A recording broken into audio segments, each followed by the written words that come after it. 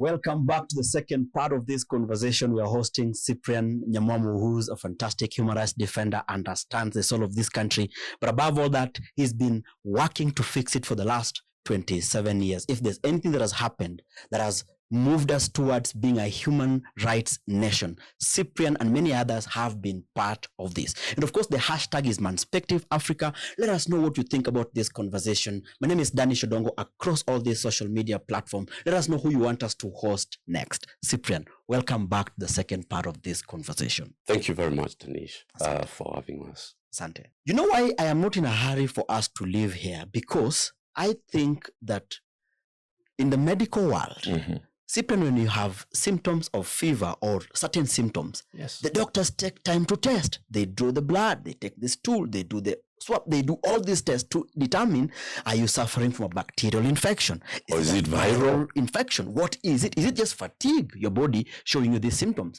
And therefore, what we have done, what we have not done, and I understand it because I've spent a lot of time with you and people like Paddy and majority of people who are able to diagnose the Kenyan problem.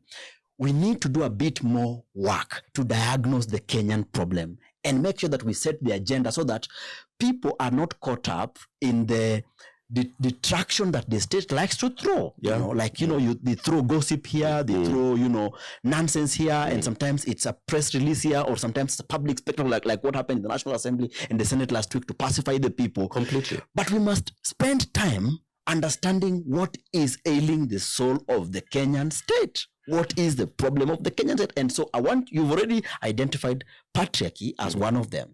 Of course, colonialism is a major part of it, And so do you have any other thing you want to say? That it's extremely important. All that fits into a more important and easier concept, which is of the three liberations. Okay.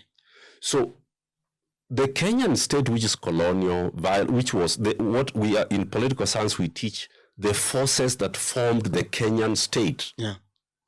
And the four forces that formed the Kenyan state was colonialism, violence, all right, and then tribalism, as it were. And then the final one was capitalism. People normally talk about colonialism and they leave it somewhere there. Then they talk about tribalism and they leave it somewhere there. We don't talk about the place of violence and the trauma that the violence that happened has continued to instill because it has reproduced itself over time. And then, of course, we are talking about the place of capitalism, which is to create a division of labor. But so the first liberation, and I will summarize it this way, the first liberation was incomplete because the British Army are still in Kenya. They have bases. But yet, we do not know where the body of Dedan Kimathi Washuri is. Can you imagine that? And we claim that we are independent. A country that claims that it is independent, but has foreign troops in Kenya, but does not know where the field marshal of its liberation struggle army is buried. I will pack it there for those who want to continue that conversation. Then we came to the second liberation. The essence of what we were doing in the second liberation was to assert equality of all Kenyans. That is the only purpose of the second liberation struggle, was to assert that we are equal as Kenyans, regardless. And that's why Article 27 of our Constitution is there. By the way, I normally tell people that I can actually give you the story of each article, not chapter, each article of our Constitution. Like I'll tell you how we arrived with Article 96, 97, and 98, which was not in the earlier versions of the draft. So equality was what we needed to assert, because citizenship without equality doesn't exist. Human rights without equality doesn't exist. The central thing about the second liberation struggle was equality of citizenship and of all Kenyans. So for the sake of people, so it collapsed. For the sake of people who don't understand, the first liberation happens we are given the flag independence. Yeah. So we are given the no. Don't even claim things that have not been claimed. Okay. The thing is that we were given the flag independence, and Jomo Kenyatta was made the first prime minister. A few months later, he became president. That's the first liberation. And then the second liberation. The second liberation, which was started by Jaramogi, Akina Bildad Kagia, Gama Pinto, was that we have now been given the state and the self-government, but we are actually humiliating and violating ourselves even more than how the British were doing it. If you were to record what the Kenyatta administration did to the Somalis of Kenya, the Wagala massacre, under Moi, and all that happened under the so-called independence, don't call it that. Okay. People were basically asserting their identity within the Kenyan state and asking for equality within that Kenyan space, and it was all being granted.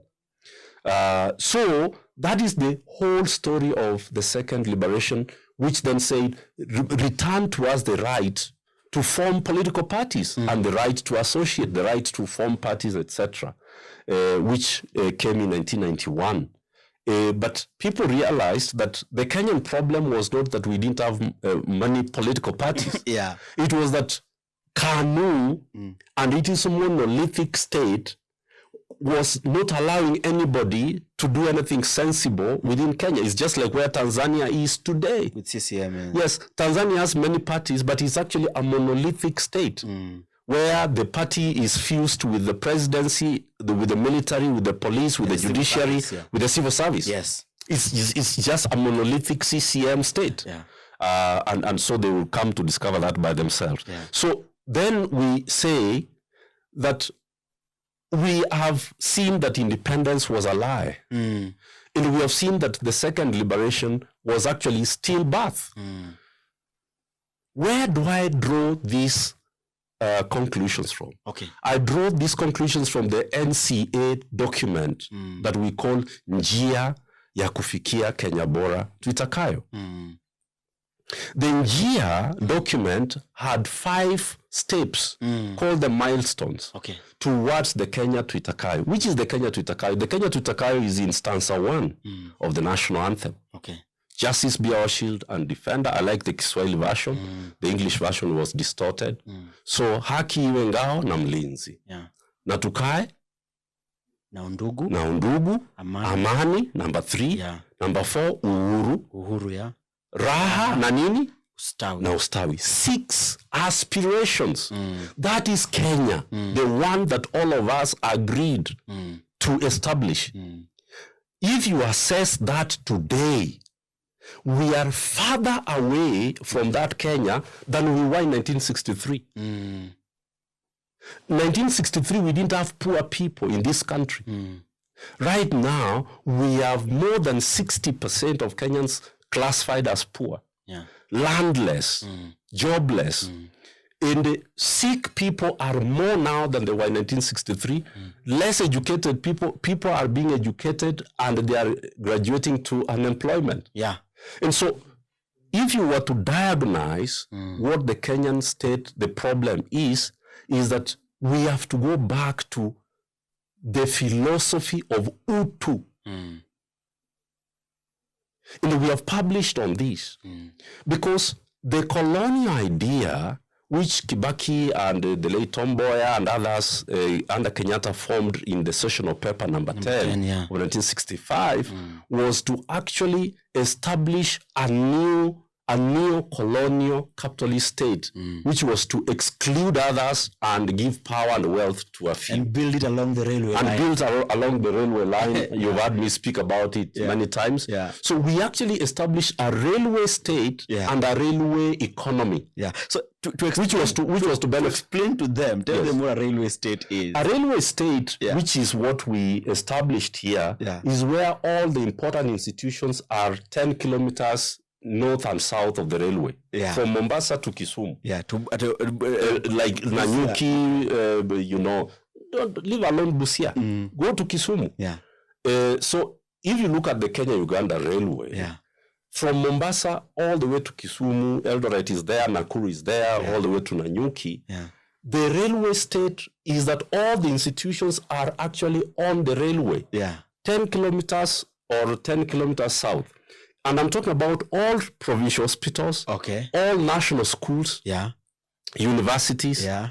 all military bases. Yeah. There's no military base in Kenya Yeah. which is not on the railway line, whether it is the Navy headquarters in Mombasa, the military, the Air Force headquarters here. You're talking about the army, whether you're in Nakuru, Lanet training, whether you are in Engineer Stika, whether you are in Nanyuki Air Force. So everything is on the railway. All the institutions are on the railway. Yeah. That is the state that we were given. Yeah. So if you were to wipe out Kenya, you can actually wipe it with just flying planes and bombing things down the railway. Yeah. And you will not have a state after that. Yeah.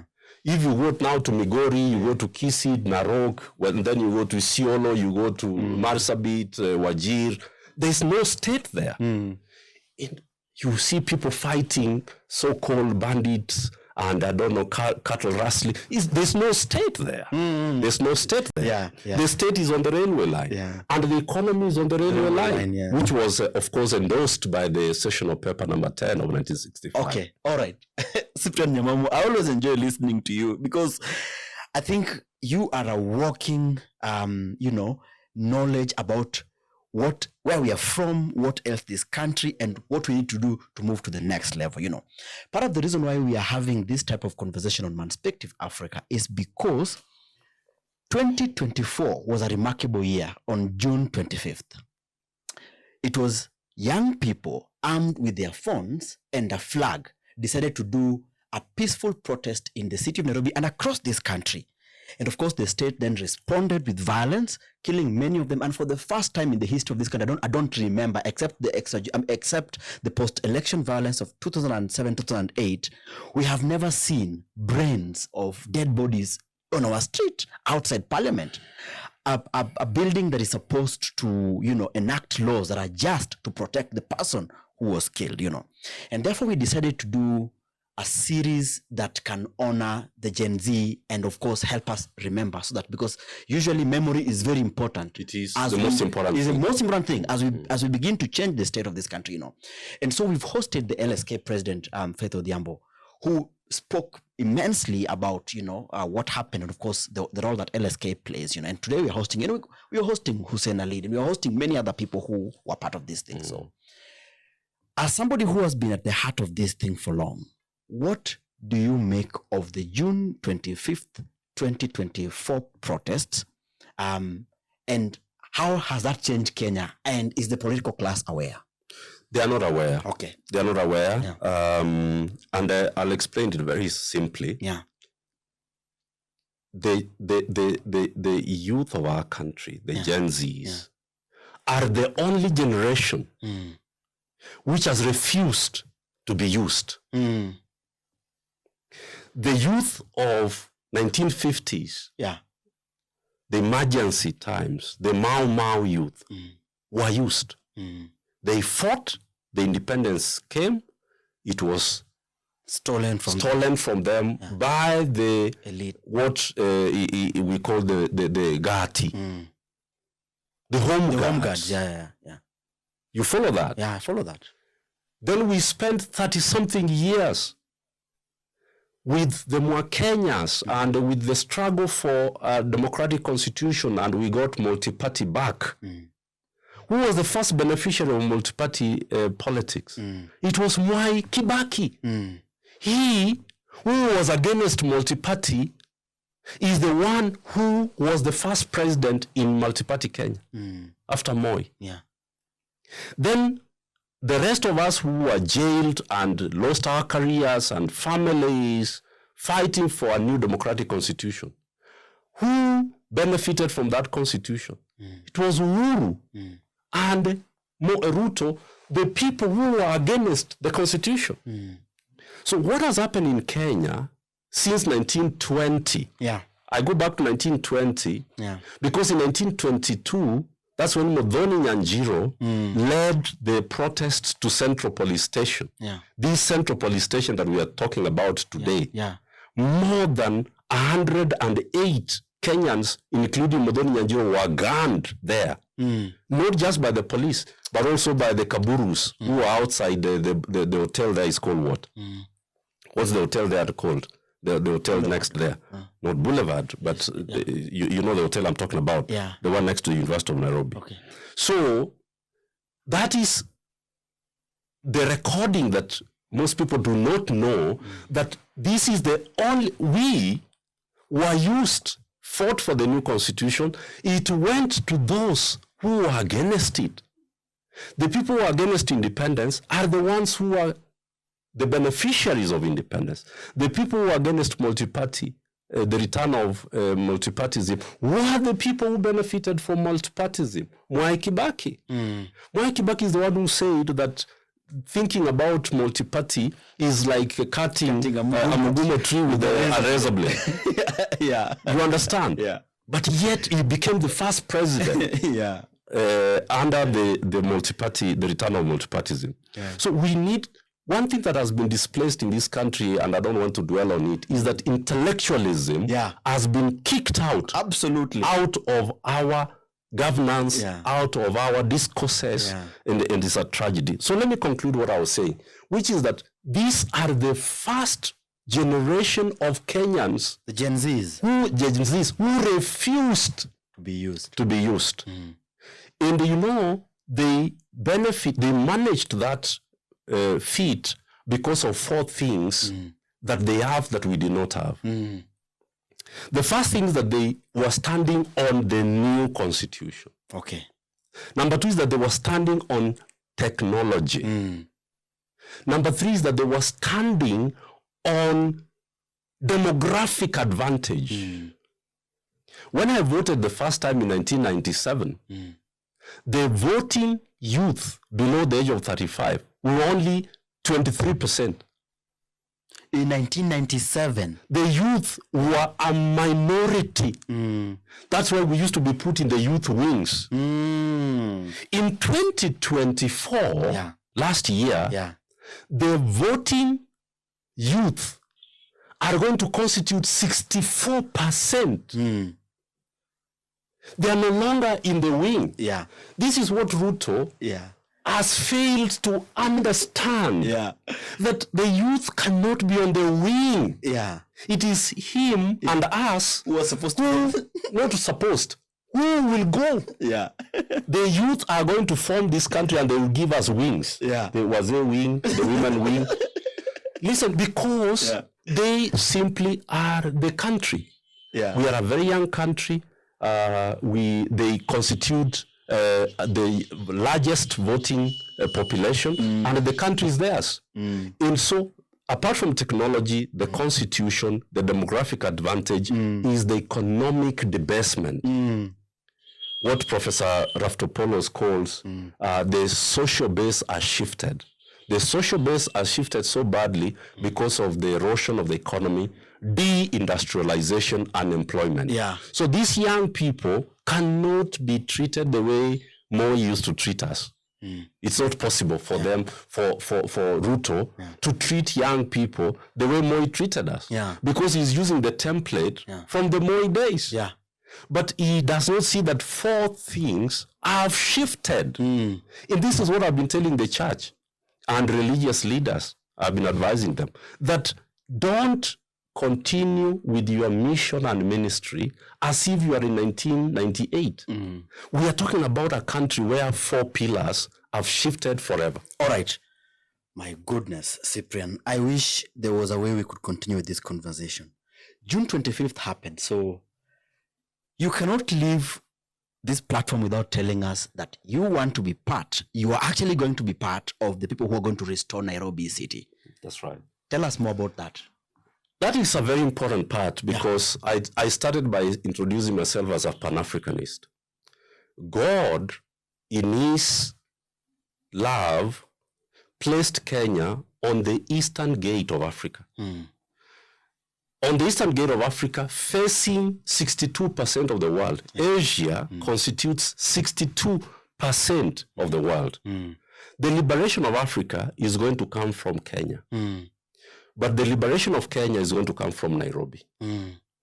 Nairobi's governor and the other three have failed fantastically in that role. The Nairobi governor has to be a liberator of Nairobi for Kenya to be liberated from this tyranny. We have the judiciary, the legislature, the executive, they are all headquartered here. The Nairobi governor has to mobilize and organize Kenyans to establish democracy here. So we want Nairobi to be the African's green, safe city of the youth, of human rights, and of opportunities. And I'm going to be the leader. We are mobilizing because I am seeking to be the governor of the city of Nairobi and the county of Nairobi, so that we can liberate Nairobi and liberate Kenya and liberate Africa. That's what we have to do. That's why God placed us on the eastern gate of Africa to work with the 62% of the world. If you add Asia and Africa, you are at 74% of the world. The power is no longer in the US and in Europe. We're the president of the future.